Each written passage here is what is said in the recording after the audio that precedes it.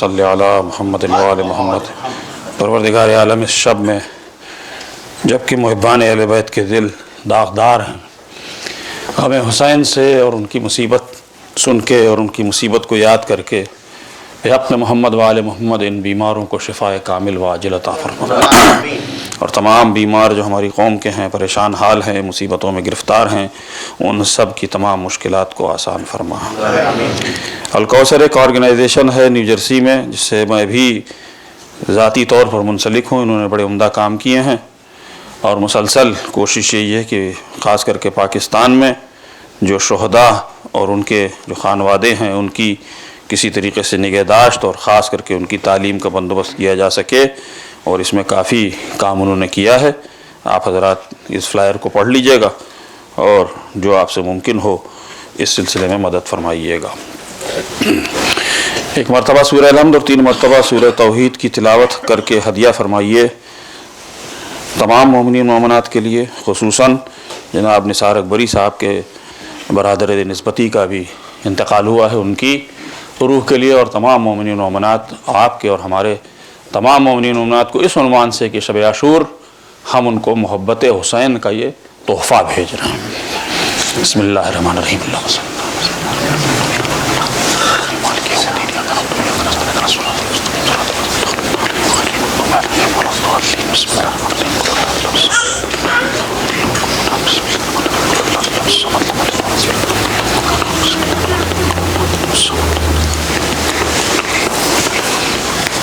فاتحہ۔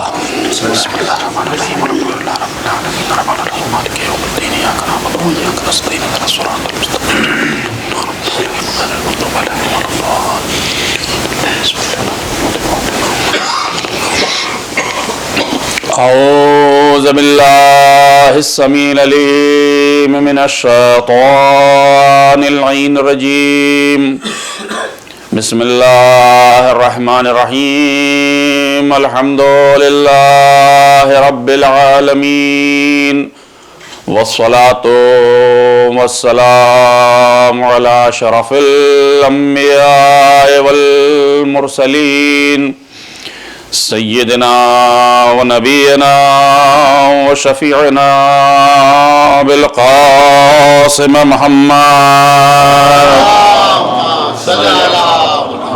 وآل بیتہ الطیبین الطاہرین الغر الميامین المعصومین واللعنۃ اللہ علی اعدائہم اجمعین من یومنا ھذا الی یوم الدین۔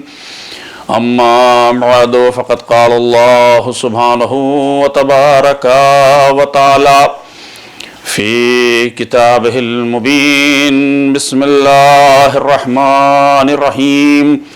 لقد ارسلنا رسلنا بالبینات وانزلنا معهم الکتاب والمیزان لیقوم الناس بالقسط وانزلنا الحدید فیہ باس شدید ومنافع للناس۔ صلوات پڑھیے محمد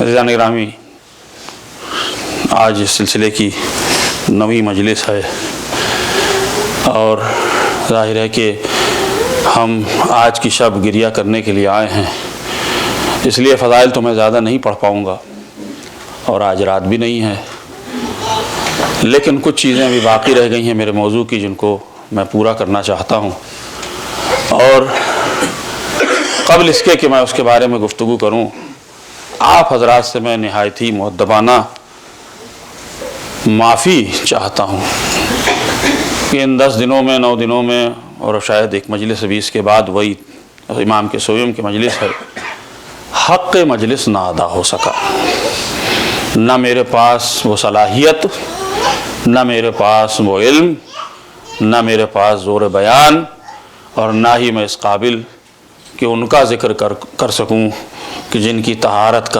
کا ضامن اللہ ہے۔ آپ حضرات نے بڑی ہمت سے اور بڑے صبر و تحمل سے میری خوش گفتگو کو اور میرے بیان کو سنا، اس کے لیے میں آپ کا شکر گزار ہوں، اور بس پروردگار عالم سے یہی دعا ہے کہ وہ میری تمام غلطیوں کو چاہے وہ ممبر پہ میں نے کی ہوں چاہے زیر ممبر کی ہوں، آپ حضرات اسے معاف کر دیں اور اللہ بھی مجھے معاف کر دے، اور آپ تمام حضرات کی توفیقات میں اضافہ کرے۔ یقیناً یہ دل کی آواز ہے کہ حق تو کبھی ادا ہو ہی نہیں سکتا، انسان جتنی بھی کوشش کر لے اور جتنے بھی دعوے کر لے وہ غلط ہوں گے، اس لیے کہ وہ ایک بحر زخار ہے کہ جس میں غوطہ زن ہونے کے لیے بھی بڑی طہارت کی ضرورت ہے۔ ہماری عقلیں اس قابل نہیں ہیں کہ ان کا ادراک کر سکیں، ہمارے پاس وہ علم اور تقوی نہیں ہے کہ ہم ان تک پہنچ سکیں۔ اس کی کیفیت بس ایسا ہی ہے کہ ایک سمندر میں سوئی کے ناکے کو ڈبو دیا جائے اور نکالا جائے تو اس میں جتنا پانی آ جائے گا بس وہی ہمارا ظرف ہے اور اسی قابل ہیں، کہاں وہ سمندر اور کہاں یہ سوئی کا ناکا، کہاں ان دونوں کا مقابلہ ہے، کہاں ان کا تقابل ہے۔ لیکن چونکہ آج شب عاشور ہے تو چند چیزیں آپ کی خدمت میں اور پیش کرنا چاہتا ہوں، بتانا چاہتا ہوں، وہ یہ کہ جو آداب ہیں روز عاشورہ کے، ان میں سے ایک یہ ہے کہ بہتر یہ ہے کہ سر و پا برہ نہ رہا جائے، چونکہ یہاں ممکن نہیں ہے سردی کی وجہ سے، موسم کی وجہ سے، تو اس کے یہ معنی نہیں کہ اپنے آپ کو بیمار کر لیا جائے، لیکن جہاں تک ہو سکے عزا میں شامل ہونے کے لیے رونے والے کی صورت اور ایسی کیفیت کہ جیسے آپ کے گھر میں کسی کا خدا نہ کرے انتقال ہوا ہے اس سے بڑھ کے، تو آپ کو وہی آداب بجا لانے ہیں۔ اس روز سلام نہیں کیا جاتا ہے بلکہ اس کے بدلے میں کہا جاتا ہے کہ اعظم اللہ اجورنا بمصاب الحسین، اللہ تم کو اجر دے حسین پر رونے کا۔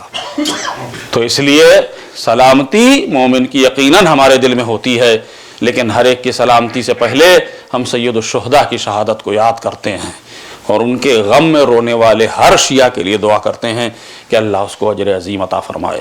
اور اسی کے ساتھ تمام وہ چیزیں کہ جو ایک غم زدہ ماحول میں ہونی چاہیے اس کا خیال رکھنا ہے، لباس کا بھی، اپنے بولنے چالنے کا بھی، اور پورے دن اس کا اہتمام کرنا ہے۔ ہم کو ایک صلوات پڑھ دے محمد۔ ہماری گفتگو کل یہاں تک پہنچی تھی کہ واقعہ حرہ نے ہم کو یہ تو بتا دیا، ماضی کو پڑھ کے، ماضی کی تحقیق کر کے، کہ وقت کے امام کا ساتھ چھوڑنا کتنا مہنگا ہے اور اس کے نتائج کتنے برے۔ جن لوگوں نے وقت کے امام کو چھوڑ دیا تھا اور نہ ان کے گھرانے کا خیال کیا، نہ ان کی عظمت کا، نہ ان کی حرمت کا، نہ ان کی عزت کا، نہ ان کے خانوادے کا، نہ ان کے مال کا، آپ دیکھیے کہ ان کا کچھ نہ بچا۔ اس لیے ہمارا موقف یہی ہے کہ ہم کچھ نہیں ہے، ہمارا سب ان پر قربان۔ پیغمبر نے یہی کہا ہے کہ قل لا اسألکم علیہ اجرا الا المودۃ فی القربى، محبت کا تذکرہ نہیں کیا ہے۔ قرآن مجید میں محبت کا بھی لفظ موجود ہے اور مودت بھی موجود ہے، تو اگر محبت کے لیے کہا ہوتا صرف تو ہم بھی محبت کرتے جیسے اور سب کرتے ہیں، لیکن لفظ مودت کا استعمال کیا ہے، اس کے معنی مختلف ہیں محبت سے۔ محبت ماں اور بیٹے کی بھی ہوتی ہے، محبت باپ اور بیٹے کی بھی ہوتی ہے، محبت کسی کو اپنے وطن سے ہوتی ہے، محبت کسی کو کسی مال سے ہوتی ہے، محبت کسی کو جاہ و حشم سے ہوتی ہے، بڑی بڑی چیزوں سے محبت ہوتی ہے جو دنیا کی محبتیں ہیں۔ ان سب محبتوں کو آپ ایک طرف رکھ دیجئے، مودت کے معنی اس کے بالکل مختلف ہوتے ہیں، اور اس کے معنی یہ ہیں کہ مودت وہ ہے کہ جہاں ساری محبتیں قربان کر دی جائیں، یعنی جس پر اپنی محبت کو انسان قربان کر دے وہ ہے مودت۔ تو اب اگر امام تشریف لے آئیں تو میں اپنے بیٹے کو بے انتہا چاہتا ہوں، محبت کرتا ہوں، لیکن یہ محبت میرے امام کے قدموں پہ قربان ہونی چاہیے۔ اگر مجھے مال کا شوق ہے تو جتنا بھی مال میں نے کمایا ہے حق حلال سے، اگر امام تشریف لے آئیں تو ان کے قدموں پہ یہ مال نثار کر دینا چاہیے، کیونکہ میں نے اپنی محبت کو نثار کر کے مودت کا اعلان کر دیا ہے۔ سبحان اللہ۔ اگر امام یہ کہہ دیں کہ جاؤ اور اپنا گلا کٹا لو تو پھر ہمیں کچھ نہیں سوچنا چاہیے، کیونکہ نہ وجود ہمارا ہے، نہ ہم خود ہیں اس قابل کہ ہماری کوئی حیثیت ہے۔ جیسے ہی انہوں نے کہا ہم تیار ہوں اور اپنا گلا خنجر پہ رکھ کے یہ بتا دیں کہ مولا یہ کچھ نہیں ہے، ہم نے سب آپ پر قربان کر دیا۔ جب ہم میں یہ جذبہ پیدا ہو جائے تو یقیناً ہم امام کو بلانے والوں میں سے ہیں، امام کے لیے علجل علجل کہنے والوں میں سے ہیں۔ اور اس کے ساتھ آداب بھی ہیں انتظار کے۔ یہ انتظار کے لمحے عجب ہوتے ہیں، سینے کے بجائے آنکھوں میں دل دھڑکتا ہے۔ کیوں؟ اس لیے کہ جب آپ منتظر ہوں تو کبھی کیفیت آپ کی ہوئی ہو تو آپ کو اندازہ ہوگا کہ جوان لڑکا صبح سے گھر سے گیا ہے، اس نے کہا تھا میں 4 بجے آ جاؤں گا، جوان رانا ہے، صالح ہے، نیک ہے، 7 بج گیا شام کا۔ باپ تو شاید پھر بھی کچھ سوچ لے، ماں کے دل سے پوچھئے، ہر لمحہ ہر آہٹ پر وہ ماں انتظار کرتی ہے کہ میرا بیٹا آ گیا ہوگا، شاید ہے تو نہیں دروازے پر، ابھی کوئی آہٹ ہوئی، دیکھو آیا تو نہیں ہے، دیکھو ہے تو نہیں۔ یہ کیا ہے؟ چونکہ انتظار دل میں ہے بیٹے کا، متوقع تھا کہ وہ 4 بجے آ جائے گا، آیا ہے 7 بجے، یا نہیں آیا 7 بجے تک، تو ماں اور باپ پر جو گزر رہی ہے بس وہی انتظار کا عنوان ہے ہمارا بھی۔ ہم بھی تڑپ کے بلائیں تب وہ آئیں گے۔ حضور والا کوئی چیز آسانی سے دنیا والی حاصل نہیں کی جا سکتی تو آخرت والی کیسے حاصل کی جا سکتی؟ سبحان اللہ۔ اس دنیا میں ملینئر بننے کے لیے کتنے پاپڑ بیلنے پڑتے ہیں، اس دنیا میں بلینئر بننے کے لیے پوری زندگی گزر جائے شاید نہ دیکھیں ہم لوگ۔ اس دنیا میں مال اور زر اور تمام چیزوں کو کمانے کے لیے کیا کیا نہیں کرنا پڑتا ہے، دنوں رات ایک کرنا پڑتا ہے، تب چھوٹی سی جھوپڑی بن کے تیار ہوتی ہے۔ تو جب اتنا سا دنیا کی فانی دنیا کے ایک چھوٹے سے مکان کو حاصل کرنے کے لیے، چھوٹے سے زر کو حاصل کرنے کے لیے، معمولی چیز کو حاصل کرنے کے لیے جب اتنی ہمیں محنت کرنی پڑتی ہے، تو وہ جو باقی دنیا میں مکان ملنے والا ہے، وہ جو باقی دنیا میں ان کے جوار میں رہنے کی تمنا ہے، وہ جو باقی دنیا میں ان کا قرب حاصل کرنے کی تمنا ہے، اس کو حاصل کرنے کے لیے اس سے کہیں زیادہ محنت کرنی پڑے گی، کیونکہ وہ باقی رہنے والا ہے، یہ فانی ہو جانے والا ہے۔ ایسا نہیں ہے۔ اور اب میں بیان کر سکتا ہوں، وقت کی تنگی بھی ہے، کہ آپ کے ظہور کے سلسلے میں نشانیاں ہیں۔ کچھ نشانیاں وہ ہیں کہ جو آپ کتابوں میں پڑھ لیجئے، سینکڑوں کے حساب سے آپ کو مل جائیں گی۔ میرے خیال سے میرا تخمینہ قریب 300 نشانیاں بیان کی گئی ہیں، جو آپ ایک ایک جملے والی ہے، کہ جس میں حق کا پرچم جو ہے وہ جھک جائے گا، باطل ہر طرف پھیل جائے گا، مرد اور عورت ان کے کیا کیا کردار ہوں گے اس کے سلسلے میں بھی ہے، اور حق کو کوئی پہچانے گا نہیں، جو اہل حق ہوں گے وہ بالکل گوشہ نشینی کی زندگی گزاریں گے، باطل ہر طرف ہوگا، جھوٹ اچھا مانا جائے گا، بے ایمانی کو اچھا سمجھا جائے گا، فراڈ کر دینے کو بہت اچھی بات سمجھی جائے گی، وغیرہ وغیرہ وغیرہ، آپ پڑھتے چلے جائیں گے۔ یہ تو ایک جز ہے، لیکن اس کے علاوہ کچھ حتمی نشانیاں ہیں، اور اس حتمی نشانیوں میں سے جلدی جلدی میں آپ کی خدمت میں پیش کر دوں، حالانکہ آپ شاید سن چکے ہوں گے۔ وہ یہ ہے کہ کچھ حتمی نشانیوں میں سے ایک نشانی یہ ہے کہ رمضان المبارک کی شب قدر میں ایک آواز آئے گی، اور وہ آواز اعلان ہوگی اس بات کی کہ امام کا ظہور ہو گیا ہے۔ صلوات پڑھیے محمد۔ یہ آواز ہر ایک تک پہنچے گی، ہر ایک کی زبان میں پہنچے گی، چاہے وہ جاگ رہا ہو یا سو رہا ہو، چاہے وہ کہیں ہو، اس کو یہ آواز پہنچ جائے گی۔ اور اس آواز کے پہنچنے کے بعد پیغمبر اکرم نے بھی اور ہمارے ائمہ نے ہم سے تاکید کی ہے کہ بس اس کے بعد اپنے گھر کو بند کر لو، کھڑکیاں دروازے بند کر لو، آواز کو اور آنے نہ دو، کیونکہ اس کے بعد شام تک ایک اور آواز آئے گی جو ابلیس کی ہوگی، جو آپ کو بہکانے کے لیے ہوگی۔ تو پہلی آواز کو سننے کے بعد دوسری پر توجہ نہیں دینی ہے، پہلی تو یہ نشانی ہے۔ اس کے علاوہ بہت سی نشانیاں ہیں کہ جن کا تذکرہ مسلسل ملتا رہے گا آپ کو۔ آج کے حالات کے حساب سے میں آپ کو بتا دوں، ایک نشانی یہ بھی ہے کہ شام کے حالات ایسے ہوں گے کہ جس کے لیے روایت کہتی ہے کہ جیسے ایک مشک میں پانی لے کے اس کو ہلا دیا جائے، تو کیا حال ہوتا ہے پانی کا، بس وہی کیفیت شام کی ہوگی۔ اور شام میں بہرحال آخر میں 3 لشکر پیدا ہوں گے۔ درا جو مقام ہے جسے وادی یابس کہا جاتا ہے، یہ سرحد ہے شام اور جورڈن اردن کی، اس سرحد کی مقام سے ایک شخص نکلے گا جو سفیانی ہوگا، آل ابو سفیان کی اولاد سے ہوگا، اور اسلام کا بہت بڑا دشمن ہوگا۔ 6 مہینے تک یہ جنگ قتل و غارت کرے گا، اپنی حکومت کو قائم کرے گا، اور اس حکومت کو قائم کرنے کے بعد 9 مہینے تک اپنی حکومت کو کے اوپر فائز رہے گا۔ شام میں یہ تین گروہ آپس میں لڑیں گے، لڑتے لڑتے ایک کیفیت ایسی ہو جائے گی کہ فرات اپنا راستہ بدلے گی، اور فرات جب اپنا راستہ بدلے گی تو اس کے نیچے سے بہت زیادہ سونا نکلے گا، سمجھیے سونے کی پوری کھان نکلے گی۔ یہ تینوں لشکر اس کے طرف دوڑیں گے تاکہ سونے کو حاصل کر لیں۔ جب یہ اس کی طرف دوڑیں گے تو اس کے لیے ہمارے ائمہ نے کہا کہ خبردار اس کی طرف نہ جانا، کیونکہ وہاں جو بھی مرے گا وہ کیفیت یہ ہوگی کہ جانوروں کا دسترخوان ہوگا، وہاں کوئی دفن کرنے والا بھی نہ ہوگا ان کو۔ یہ تینوں لشکر حق پر نہ ہوں گے، اور ہم سے تاکید کی گئی ہے کہ ہرگز ہرگز اس مال کی طرف نہ جانا۔ جو لوگ امام کے انتظار میں ہیں وہ سونے اور زر و جواہرات کی طرف نہیں بھاگیں گے، وہ انتظار میں رہیں گے کہ مولا آنے والے ہیں یا اعلان مولا ہو چکا ہے، ہمیں اس کے لیے تیار ہونا چاہیے۔ اسی طریقے سے ہر ملک کی پوری تفصیل موجود ہے۔ مثلا مصر کے بارے میں پوری تفصیل موجود ہے کہ مصر میں بھی ایک حکومت ہوگی، اور بعد میں اس حکومت کا سلسلہ بڑھتے بڑھتے یہاں تک پہنچ جائے گا کہ آخر میں ظہور امام کے بعد امام مصر کو بھی اپنا ممبر قرار دیں گے، یہاں سے بھی تبلیغ کے امام کے کام انجام دیے جائیں گے۔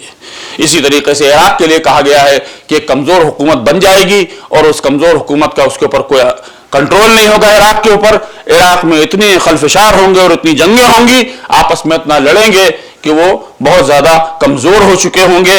عراق میں تمام لوگوں کے اوپر ظلم و ستم کا ایک سلسلہ ہوگا جو چلتا رہے گا، اور ایک زمانے تک وہ چلے گا۔ ایک 30 برس کا دور تو ہم صدام کا دیکھ چکے ہیں، اور اس کے بعد اب پتہ نہیں کب تک چلے گا۔ ایک بات آپ کو یہ بتا دوں کہ اس پوری گفتگو میں یہ نہیں کہنا چاہ رہا ہوں کہ یہ کام کب ہوگا۔ جس نے بھی ان کی تاریخ ظہور کی معین کی، اس نے جھوٹ بولا، یہ حرام کام ہے۔ لیکن جو اشارے ہیں وہ میں آپ کی خدمت میں جلدی پیش کر رہا ہوں۔ آج کی شب کا مجھے احساس ہے، لیکن فکر نہ کیجیے گا، ہم اپنے موضوع پہ پہنچ جائیں گے۔ اسی طریقے سے ایران کے بارے میں بھی پیشن گوئی ہے، اور اس پیشن گوئی کے لیے کہا گیا ہے کہ قم سے ایک مرد مجاہد اٹھے گا کہ جو لوگوں کو حق کی طرف دعوت دے گا۔ وہ مرد مجاہد حق کی طرف لوگوں کو بلائے گا، اور دنیا میں سے کسی سے بھی نہیں ڈرے گا، اور آخرکار وہ اپنی حکومت کی زمام ایک خراسانی کے حوالے کر دے گا۔ خراسانی اس حکومت پر فائز رہے گا اور انتظار کرے گا جب تک کہ اس کی فوج کے کمانڈر شعیب ابن صالح نام کا آدمی نہ ہو جائے۔ شعیب ابن صالح اس خراسانی کے ساتھ مل کر اپنے ملک کو چلائے گا، اور ان کے حق کو 2 بار منع کیا جائے گا۔ یہ اپنا حق مانگیں گے دنیا سے، مغرب والے ان کا حق ادا نہیں کریں گے۔ نتیجہ ہوتے ہوتے یہ کیفیت آ جائے گی کہ جب 2 بار انکار کر دیا جائے گا تو گویا روایت یہ کہتی ہے کہ جیسے تلوار گردن پہ رکھ دی جائے، یہ رکھ دیں گے، اور جب تلوار گردن پہ رکھ دیں گے تو ویسٹ والے، روم والے سب تیار ہو جائیں گے کہ ہاں تم اپنا حق لے لو۔ جب یہ ان سے کہا جائے گا کہ تم اپنا حق لے لو تو یہ کہیں گے کہ اب ہم اپنے حق لیے کچھ نہیں کریں گے، ہم انتظار کریں گے کہ ہمارا قائم آ جائے تاکہ ہم اس کو تمام چیزیں دے دیں، اس کے حوالے کر دیں۔ تو ایک ہی نشانی ہے۔ اسی طریقے سے یمن میں ایک سیاہ پرچم نکلے گا کہ جس کے لوگ جہاد کریں گے، جنگ کریں گے، اور اس پرچم کو ایرانی پرچم جو خراسانی کی قیادت میں ہوگا اس سے زیادہ ہدایت یافتہ بتایا گیا ہے۔ یہ پرچم یمانی کا جو ہوگا، یہ سیاہ پرچم ہوگا، یہ حق کی طرف بلائے گا۔ اس کے لیے کہا گیا ہے کہ جب یہ کھڑا ہو جائے اور یہ تیار ہو جائے لڑنے کے لیے تو دیکھو پھر اسلحے کی خرید و فروخت کو بند کر دو اور اس کے ساتھ جا کے شامل ہو جاؤ۔ یہ یمن کی ہے خبر۔ اس کے بعد اب خبر ہے سعودی کی، عرب کی، اور بڑی دلچسپ ہے۔ حجاز کا بادشاہ عبداللہ نام کا آدمی ہوگا جو سب سے بڑا احمق ہوگا۔ ایک صلوات پڑھیے محمد والے۔ اب عزیزو، میں کیا کروں، تقابل کی بات ہے، آج کی شب بھی ہے، سب کہنا ٹھیک نہیں ہے میرے لیے، آپ کو ہنسانا بھی نہیں مجھے، لیکن آپ بتائیے کہ ان میں عقل مند کب کون پیدا ہوا ہے؟ لیکن یہ احمق ترین ہوگا، اس کی حکومت چلتی رہے گی، اس کو مار دیا جائے گا، اس کے مارنے کو 40 دن تک مخفی رکھا جائے گا، اور اس کے بعد حج کے دوران جب لوگ مینا میں ہوں گے تو ایک خبر آئے گی کہ یہ مار دیا گیا ہے، اس کی خبر لانے والا آدمی بھی مارا جائے گا، اور پھر ان میں انتشار پھیل جائے گا۔ ان میں کوئی ایک ایسا نہیں ہوگا کہ جس کے پیچھے پوری حکومت چل سکے۔ یہ ٹکڑے ٹکڑے ہو جائیں گے، بٹ جائیں گے، اور عربوں میں بھی انتشار ہو جائے گا۔ اب اس کے بعد یہ کیفیت ہے کہ وہ رات کو اعلان ہوگا شب قدر کی، پوری دنیا کو خبر ہوگی کہ امام کا ظہور ہو گیا ہے، اور پوری دنیا اس کوشش میں ہوگی کہ امام کو قتل کر دیا جائے۔ میں آپ سے بتاؤں، مجھے ایک ای میل ابھی کچھ دن پہلے میں نے دیکھی، ای میل تھی یا غالباً وہ نیوز تھی، اور میں اس طرح کی خبروں کو معتبر نہیں سمجھتا ہوں، اور خاص کر کے ممبر سے نہیں پڑھتا ہوں، لیکن پتہ نہیں کیوں دل کو بھا گئی کہ بات صحیح کہی گئی ہے، ہو سکتا ہے ایسا ہی ہو۔ ہمارے امام کے سلسلے میں ہماری شاید معلومات کمزور ہو، دشمن کی معلومات ہم سے کہیں بہتر ہے۔ اس نے سارے انتظامات بھی کر لیے ہیں، اور اسی کی ایک کڑی تھی جو سامرے میں بم لگا کر 2 مرتبہ روزے کو خراب کیا گیا، روزے کو منہدم کیا گیا۔ ان میں سے ایک تھا جس میں گنبد اڑ گیا، اور دوسرا وہ تھا کہ جس میں مینار منہدم ہو گیا۔ خبر یہ تھی کہ جس وقت وہ گنبد گرا ہے تو اس وقت کچھ لوگوں نے، اب یہ خبر تھی، میں کہہ رہا ہوں معتبر نہیں ہو شاید، کوشش یہ کی ہے کہ ڈی این اے سیمپل نکال لیا جائے قبر سے، اس لیے کہ معلوم ہے کہ انہی کا بیٹا آنے والا ہے۔ تو اب آج کل تو ڈی این اے کی تحقیق ہو گئی ہے، تو وہ چاہتے ہیں کہ ڈی این اے معلوم ہو جائے تو ہم اس ڈی این اے سے پتہ کریں گے کہ کہاں ہیں۔ اسی خبر میں ایک دوسرا جز بھی تھا کہ ابو غریب پرزن میں جو لوگ ٹارچر کیے گئے، ان کو ٹارچر کرنے کے ساتھ ساتھ ان سے یہ بھی سوال کیا جا رہا تھا کہ بتاؤ تمہارے امام مہدی کہاں ہیں، حالانکہ وہ بتا نہیں سکتے تھے، لیکن بہرحال دشمن اس بات سے واقف ہے کہ اسے امام کے آتے ہی اس کے خلاف محاذ کھڑا کرنا ہے اور جنگ کرنی ہے۔ اس کے لیے سفیانی ایک ڈیفینسو لائن بن جائے گا کہ جس کے پیچھے یہود بھی ہوگا اور ویسٹ بھی ہوگا، اور سفیانی چونکہ پرانی دشمنی رکھتا ہے آل محمد سے، لہذا وہ ان کو قتل کرنا چاہے گا۔ 6 مہینے کا دور گزرے گا، جو پہلی آواز آئی ہوگی، اور آج کی رات یعنی روز عاشورہ اعلان باقاعدگی کے ساتھ ہوگا۔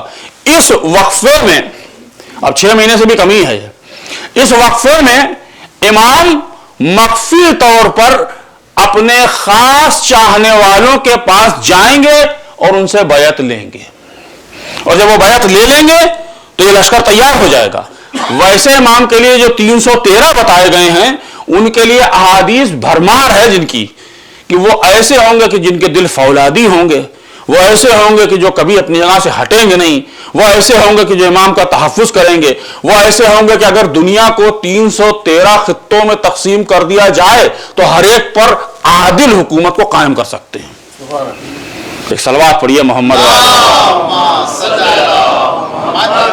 اور اس کے بعد روز عاشور امام ایک پہاڑی سے نکل کر خانہ کعبہ کی طرف آئیں گے۔ لیجئے، امامت کا آغاز بھی کعبے سے ہوا تھا، انتہائی امامت بھی کعبے پر پہنچ گئی ہے۔ وارث کعبہ آ جائے گا اور اس شان سے آئے گا کہ اس کے بدن پر وہی عبا ہوگی جو رسول کی ہے، 2 عبائیں پہنے ہوگا، اس کے سر پر امامہ وہی ہوگا جو رسول کا ہوگا، عصائے موسیٰ ہاتھ میں ہوگی۔ کیا جمال مبارک ہوگا، یوسف زہرا ہماری آنکھوں کے سامنے ہوگا، ہماری آنکھیں اش اش کر جائیں گی، ارے ہم کیا ان کو دیکھ پائیں گے، ان آنکھوں میں کہاں وہ طہارت ہے کہ جو ان کے جمال مبارک کو دیکھ سکیں، ہم تو خاک قدموں کی اٹھا کر اپنی آنکھوں میں لگائیں گے کہ اے فرزند زہرا تم آ گئے ہو، آ گیا ہے منتقم، وہ جو کربلا کے خون کا منتقم ہے وہ آ گیا، اور آپ تشریف لائیں گے، اور اس کے بعد اعلان کیا جائے گا۔ میں نے جلدی بہت باتیں پڑھ دی ہیں، اس لیے کہ مجھے وقت کا احساس بھی ہے، آج شب کا احساس بھی ہے۔ امام جب تشریف لائیں گے تو حکومت کو قائم کرنے کی کوشش کریں گے، وہی 313 فولادی سینے والے لوگ، فولادی قلب والے لوگ امام کو حفاظت فراہم کریں گے، اور اس کے بعد سفیانی اپنا لشکر لے کر امام کو قتل کرنے کے لیے نکلے گا۔ پہلا اس کا حملہ مدینے کی طرف ہوگا، مدینے میں جائے گا اور جتنے اہل بیت کے چاہنے والے ہیں ان کو قتل کیا جائے گا۔ ہاں، یہاں تک یہ بھی نوبت آئے گی کہ مسجد نبوی کے دروازے پر اس کے قریب ایک بھائی اور ایک بہن کو قتل کیا جائے گا۔ امام کے ظہور سے 15 دن پہلے وہ پورا واقعہ ہے جو سید حسنی کا بھی ہے، اور وہ واقعہ بھی ہے جو ایک صالح انسان نکلے گا جس کو کعبے میں قتل کیا جائے گا۔ میں اس کو پڑھ نہیں رہا ہوں تفصیل سے، جلدی جلدی میں اپنی منزل پر پہنچ رہا ہوں. امام وہاں پہنچ جائیں گے اور اس کے بعد امام کو قتل کرنے کے لیے وہ مدینے سے تقریباً 1,30,000 لوگوں کو بھیجے گا کہ جو امام کا قتل کر دیں مکے میں، چونکہ اس کو پتہ چل جائے گا کہ امام کا ظہور مکے میں ہو گیا ہے. وہاں سے لشکر چلے گا اور آدھے راستے کے قریب پہنچے گا کہ ایک بیدا کی وادی ہے کہ جہاں لشکر جب پہنچے گا تو اللہ کی طرف سے ان پر عذاب نازل ہوگا، پورا کا پورا لشکر زمین میں دھس کے مر جائے گا. جو آگے رہ گئے ہیں وہ دیکھنے آئیں گے کہ کیا ہوا، جب وہ پیچھے پہنچیں گے تو وہ بھی دھس کے مر جائیں گے. جو پیچھے رہ گئے ہیں وہ اپنے ساتھیوں کی مدد کے لیے آگے بڑھیں گے تو وہ بھی زمین میں دھس کے مر جائیں گے. ہوتے ہوتے صرف 2 لوگ بچیں گے جن کو جو خبر دینے آئیں گے امام کو.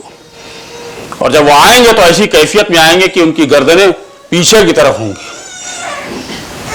آ کر امام کے ہاتھ پہ بیعت کریں گے، توبہ کریں گے اور امام سے کہیں گے کہ مولا پورا لشکر ختم ہو گیا ہے، ہم آپ کے ہاتھ پہ بیعت کر رہے ہیں، ہمیں معاف کر دیجیے. امام ان کو معاف بھی کر دیں گے اور اہل بیت کا اور علی مرتضیٰ کا یہ وارث ایسا ہوگا کہ اشارہ کرے گا، ان کی گردنیں سیدھی ہو جائیں گی. اور اس کے بعد امام وہاں سے بڑھیں گے اور عراق میں جائیں گے اور عراق میں اپنی حکومت کو قائم کریں گے. کوفہ امام کا دارالسلطنت ہوگا. کوفے کی مسجد اتنی وسیع ہوگی کہ لاکھوں لاکھ مسلمان اس کے اندر بیک وقت نماز پڑھ سکیں گے. آج وہ مسجد کوفہ کہ جہاں سے امامت کے اختتام کے لیے ان لوگوں نے کوشش کی تھی، جہاں علی کے سر پہ ضربت لگی تھی، آج فرزند علی آ جائے گا اور اپنی حکومت کو وہاں قائم کر کے بتا دے گا کہ حق کی حکومت قائم ہو گئی ہے اور اب عدل و انصاف ہوگا. اور اس کے بعد پورا ایک سلسلہ ہے کہ امام اپنا لشکر لے کے چلیں گے اور فلسطین کی طرف جائیں گے اور سفیانی سے آخری جنگ ہوگی. اس آخری جنگ ہونے سے پہلے ہی حضرت عیسیٰ فلک چہارم سے تشریف لے آئیں گے اور اس کے بعد حضرت عیسیٰ تمام عیسائیوں کو بھی مسلمان بنا دیں گے. یہاں آ کر اب یہ ہو جائے گا کہ کوئی یہودی اب زندہ نہیں رہے گا. اگر یہودی کوئی پتھر کے پیچھے بھی ہوگا تو وہ پتھر گواہی دے گا اور چلائے گا کہ اے اسلام والوں، اے مسلمانوں، آؤ اس کو قتل کر دو کہ یہودی ہمارے پیچھے چھپا ہوا ہے. تو اس طریقے سے یہودیت کا صفایا اور جتنے عیسائی حضرات ہیں یا یہودی بھی وہ کہ جو ایمان لے آئیں گے وہ سب کے سب مسلمان ہو جائیں گے. ایک مسلمان حکومت قائم ایسی ہوگی کہ ایک ہو جائیں گے محمد کے غلام، ایک نبی، ایک کتاب، ایک شریعت کا نظام. جب وہ آئیں گے تو دیکھیں گے زمانے والے ایسے ہوتے ہیں محمد کے گھرانے والے. ایک صلوات پڑھیے محمد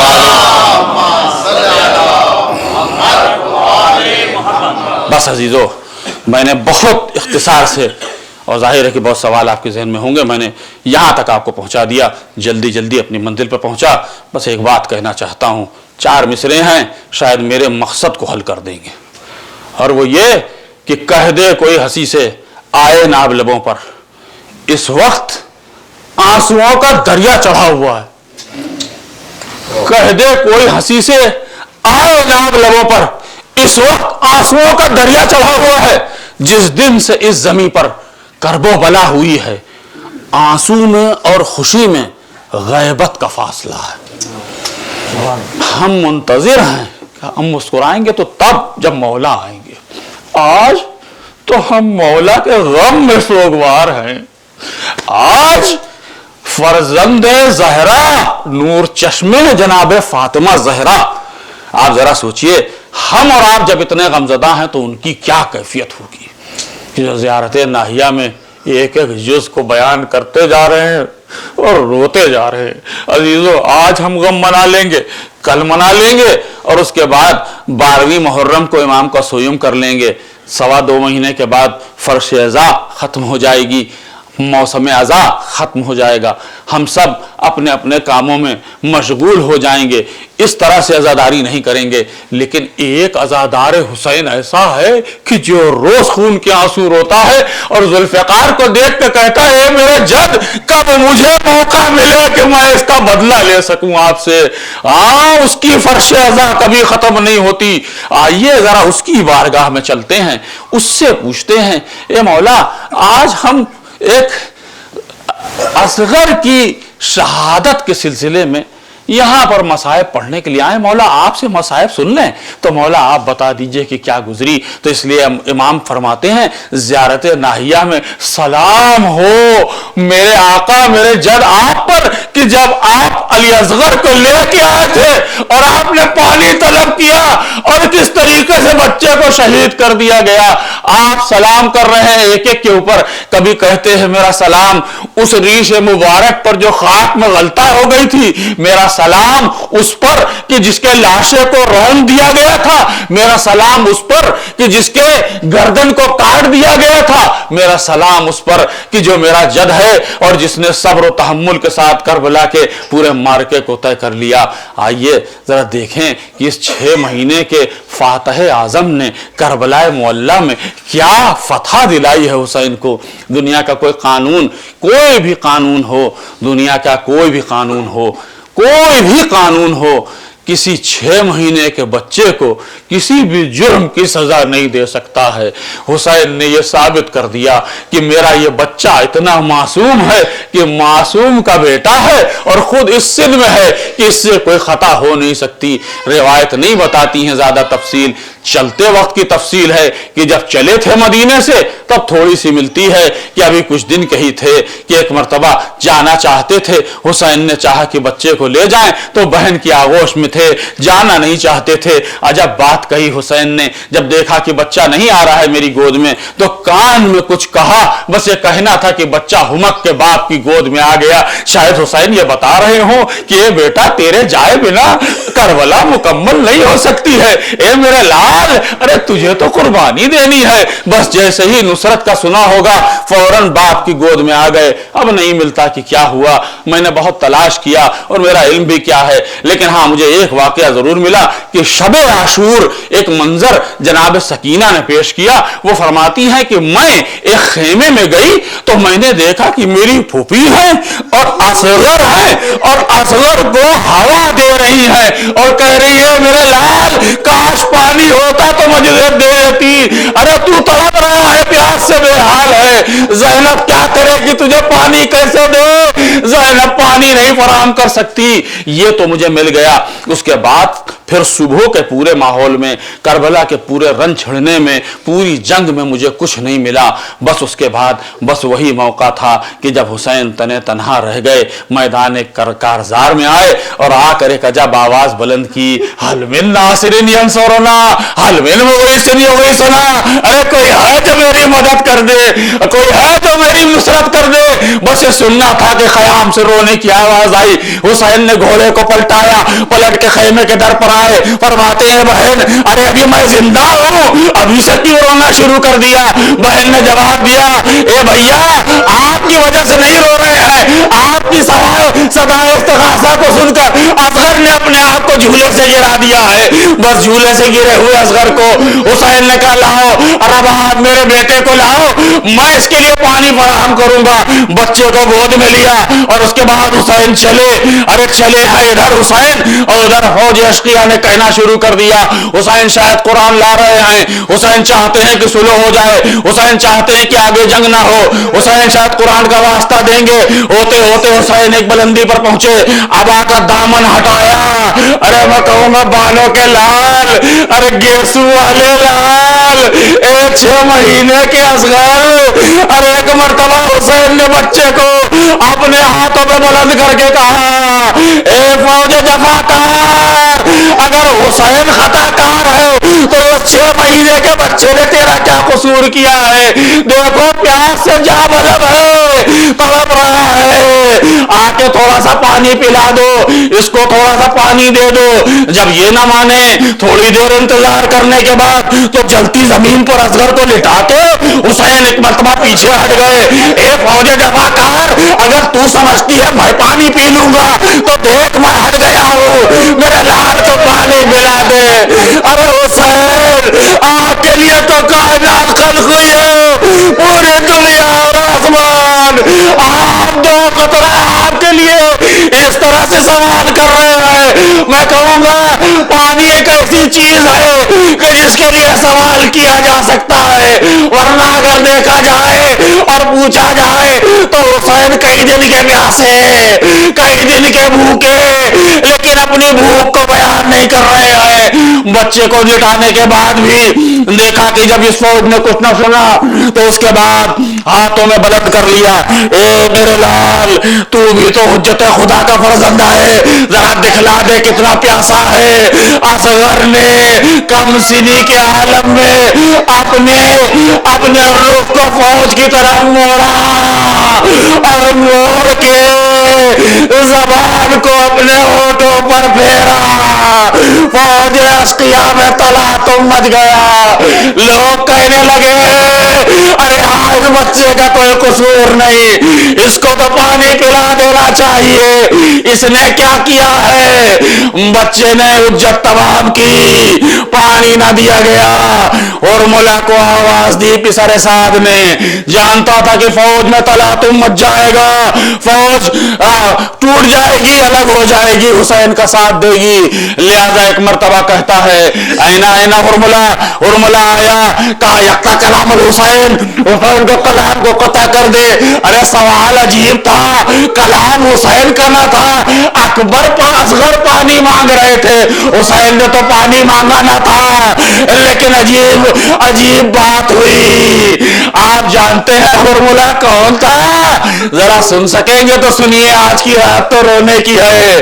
اس سے بعد میں پوچھا گیا کہ کربلا کے معرکے میں اس کے 3 تیر مشہور ہیں, ان میں سے ایک تیر وہ ہے جو مشق سکینہ پر اس نے مارا تھا, دوسرا تیر وہ ہے جو گلو علی اصغر پر اس نے مارا, اور تیسرا تیر وہ ہے کہ جو پیشانی حسین پر اس نے مارا تھا.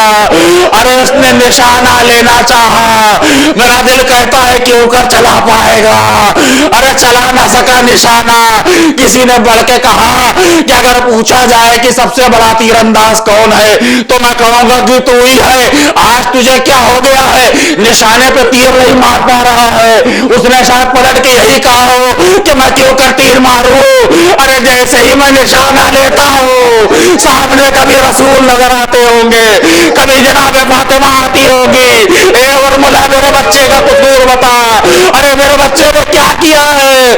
بس ایک مرتبہ چلے کمان سے تیر کڑکا, ارے تیر کا چلنا تھا. عزیزو میں نہیں کہتا ہوں تیر نشانے میں لگا, میں کہتا ہوں کہ تیر حسین کے بازو پہ لگتا, لیکن یہ اصغر تو ایک مرتبہ اپنی گردن تیر کے سامنے کر دی. اے بابا یہ تیر ہاتھ تک نہ آنے دوں گا. اصغر کے گلے پہ تیر لگا. تیر اتنا وزنی اور بڑا تھا کہ روایت نے لکھا من الوزن الوزن, ارے ایک کان سے دوسرے کان تک. اب بچے کے جسم میں خون کتنا رہا ہوگا, پیاسا بچہ ویسے ہی تھا. ایک چلو میں حسین نے وہ خون لیا. چاہتے ہیں آسمان کی طرف لے کے, امام زمانہ نے بھی اس وقت سلام کیا ہے. آپ چاہ رہے تھے کہ آسمان کی طرف لے کے, اے میرے جداد کو سلام ہو. بس اس کے بعد ایک مرتبہ ندا نہیں حسین, اس خون ناحق کا ایک قطرہ بھی ادھر آیا تو قیامت تک بارش نہ ہوگی.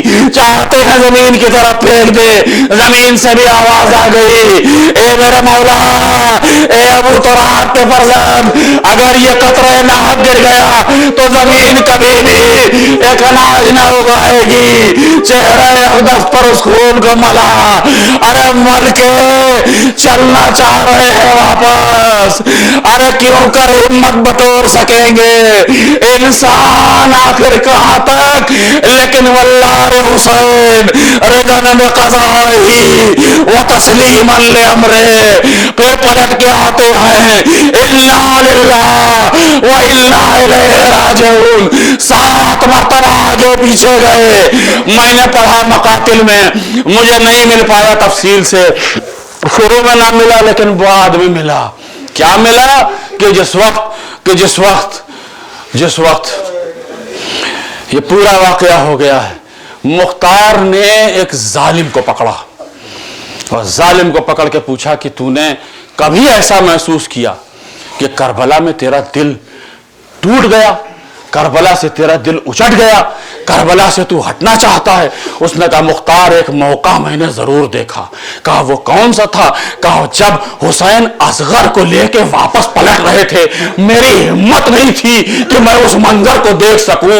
میرا دل یہ تھا کہ حسین پلٹ کے خیمے تک جائیں تو, لیکن کاش ماں نہ کھڑی ہو. لیکن میں نے دیکھا کہ دروازے پر ایک ماں تھی جو اپنے بچے کا انتظار کر رہی تھی.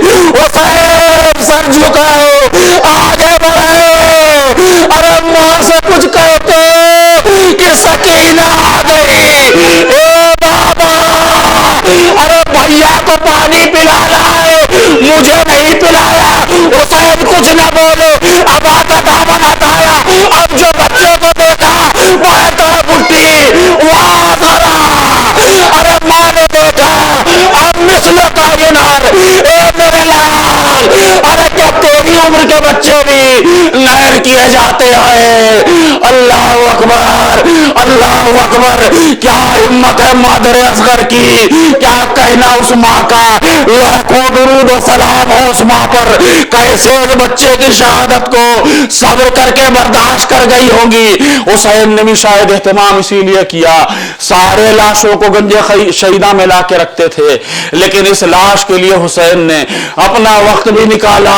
ارے عصر عاشور قریب آ رہا ہے مولا, لیکن پشت خیمہ پر گئے, تلوار سے ایک ننھی سی قبر کھود لی اور کھود کر کے دفن کیا. آپ دفن کرتے ہیں اپنوں کو تو اوپر سے پانی چھڑک دیتے ہیں. اللہ نے حسین, اے میرے مولا آپ پر سلام, لپٹ کے قبر اصغر سے حسین نے رونا شروع کیا. آنکھوں سے قبر اصغر کو تر کرنے کے بعد ننھی سی قبر کھود کر اصغر کو گاڑ کر شبیر اٹھ کھڑے ہوئے دامن کو جھاڑ کر. ارے یہاں تک تو میں پڑھ دیتا, لیکن پھر میں کہتا ہوں کہ تحقیق کیجئے تو پتہ چلتا ہے کیوں ہوا ایسا کہ اس بچے کو دفن کیا اور کسی کو دفن نہ کیا. کیوں ایسا کیا کہ خود اپنے ہاتھ سے بچے کو تنہا دفن کر کے پھر نکلے. پھر میں نے پڑھا تو کچھ علماء نے اس کی تشریح کر دی. ارے میرے دل کو تسلی ہو گئی. میں نے کہا مولا یقیناً آپ نے پورا اہتمام کیا. انہوں نے پہلی تشریح لکھی ہے کہ کیوں چاہتے تھے حسین کہ بچے کو دفن کر دیں. اس لیے انہوں نے یہ لکھا کہ چاہتے اس لیے تھے کہ معلوم تھا کہ عصر عاشورہ گھوڑے کی ٹاپیں ہوگی اور 6 مہینے کا بچہ ارے ان ٹاپوں میں اگر آ گیا تو کیا ہوگا, لہذا میں اس کو سپرد خاک کر کے جاؤں گا. دوسری وجہ یہ تھی کہ ماں کی نظروں کے سامنے مسلسل اگر اصغر ہو اور گلو اصغر کا تیر اور وہ زخم دکھ رہا ہو تو ماں برداشت نہ کر پائے گی. بچہ بہت نازنین ہے, ارے چھوٹا ہے. حسین چاہتے تھے کہ فوراً دفن کر دیا جائے تاکہ ماں کی نظر نہ پڑے. اور تیسری وجہ انہوں نے بتائی, اور اس وجہ سے میرا کلیجہ پھٹ گیا, دل ٹوٹ گیا, اور وہ یہ تھا کہ بعد شہادت حسین ایسا ہوگا کہ سروں کو گنا جائے گا, اور جب دیکھا جائے گا تو اصغر کی میت کی طرف کسی کا دھیان نہ جائے. اس 6 مہینے کے بچے کے سر کو نیزے پر بلند کرنا حسین کے لیے یہ قابل برداشت نہ تھا, لہذا سپرد خاک کر دیا. مولا میں آپ کو نثار, میرے بابا آپ کو نثار. اے مولا آپ کی یہ تمنا بھی نہ پوری ہوئی, آپ شہید ہوئے, آپ کے لاشوں کو پامال کیا گیا, اور اس کے بعد زمین پر نیزے مار رہے ڈھونڈا گیا, تلاش کیا گیا, ایک نیزہ زمین میں گیا, اب جو نکلا ارے اصغر کی میت ساتوں سے جدا کیا گیا, نوکے نیزہ مار اصغر کو بلند کر دیا گیا.